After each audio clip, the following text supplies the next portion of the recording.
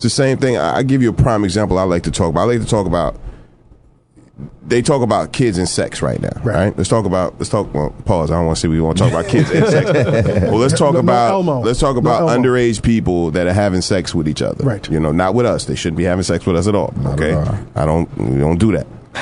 So you got these kids. Well, think about when we were young. Mm-hmm. I can cuss on here, right? Yes, you can. Okay. You've been on the show before. I'm going to be very I don't know what the new surroundings or whatever. No. Okay. Well, all right. It's the crib. It's the crib. Perfect. Okay. Only thing we can't do in here is smoke. Okay. Well, that's the only thing we can't do in here. So I'm born in 73. Yes. All right. So in 1985, I'm 12 years old. All right. You know how hard it was to see a pussy in 1985? You probably didn't see it. It was almost impossible to see a pussy. I'm not talking about a literal sex organ, a naked woman in front of you. A picture of a pussy. An image. You know how hard it was to see? You had to get it in magazine pussy, form? unless somebody like snuck their old man or their older brother's Playboys or penthouses, you didn't even see a pussy. You know what I'm saying? You didn't.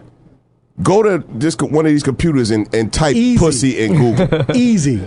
Now I'm going to take it a step further.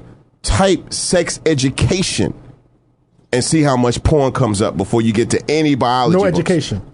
You know what I'm saying? So that's the problem. Even if you're a kid that wants to find out about safe sex, wants to find out about sexual education, you can be taken off that path. You're not even going to because once it pops up, you're going to look at it. You're going to. I mean, once you're going to hit it. You're going to see some shit, and then you're going to go from web to images. Right. You're going to click that images button, and then shit's going to get real for you. You're going to get real fast. Now, Freddie, I wanted to ask you a question with regard to this. To pussy, we can talk about. Not in regard to pussy, but with regard to the next generation, the generation that's looking up, particularly with regard to you. You know what I'm saying, and where you are right now. I know that you've made statements that you are definitely representing gangster rap. Definitely. But what is gangster rap in 2012? You know what I'm saying? Like in 2012, where gangster rap to me was NWA. It was hyper violent. I could listen to it.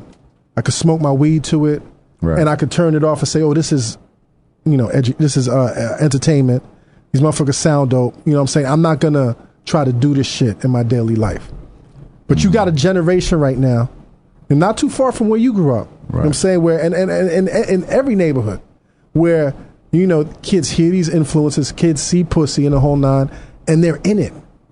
They're living it. I mean, that's the world star culture. Right. So what is gangster rap in 2012?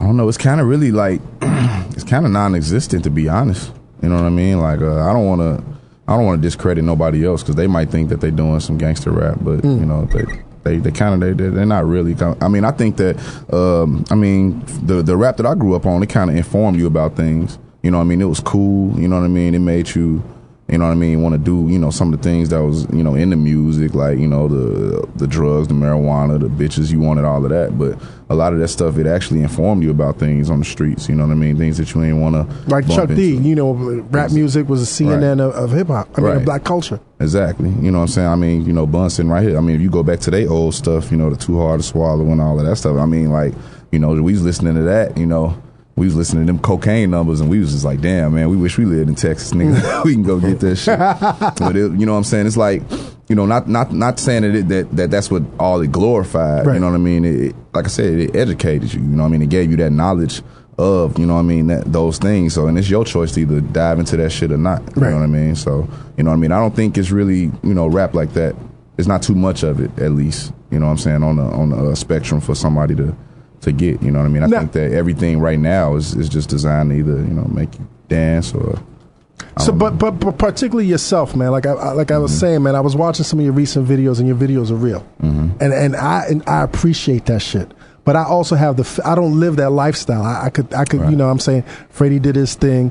He had some chicks sniffing cocaine, you know what I'm saying? And he had the guns in the whole nine. But that shit to me is Freddie doing his thing. But what about kids that just want to jump into that shit? Like, how do you as a gangster rapper put the filter for these kids that's listening to you? If that's even your role.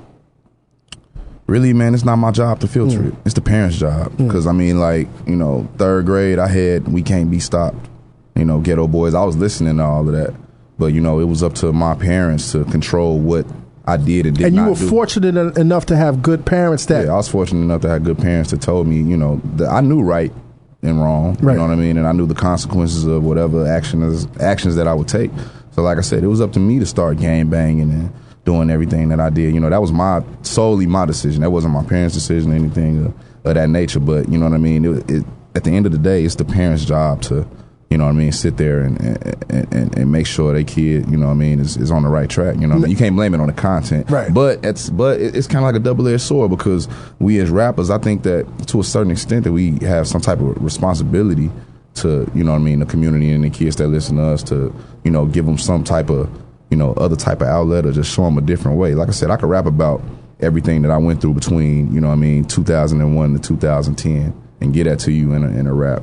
But, you know, at the same time, I think that I got to show you a correct way to go about doing things as well. You know what I mean? Maybe I can't deliver that in music. Maybe I can only talk about the crazy shit in my music, because that's just what I do.